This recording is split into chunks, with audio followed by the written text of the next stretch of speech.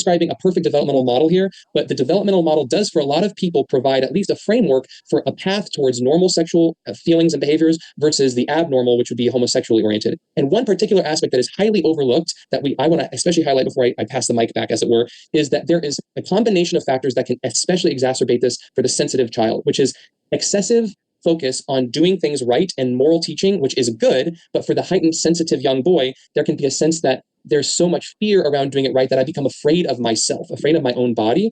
And that would be a form of bad education, right? So catechesis done poorly can heighten fear for young boys. And conversely, interruption, molestation. We see this is a very common pattern. The statistics you can find on your own, but different studies will show that men with same-sex attraction are disproportionately impacted by the adverse childhood experience of molestation.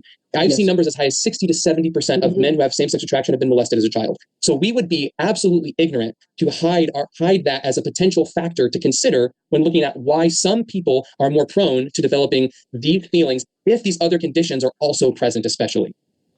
I can agree with what you just said because I've seen those statistics also. And I've heard this conversation. I can't tell you how many times I've heard it. I'm not a therapist. People don't come to me like they come to you, but I have heard some version of this story so many times. A young boy's not sure of himself. And then some older guy hits on him. And based on, in part, how he reacts to it, he goes, well, I guess that means I'm gay. And then he's off to the races with that new identity. I do want to go back.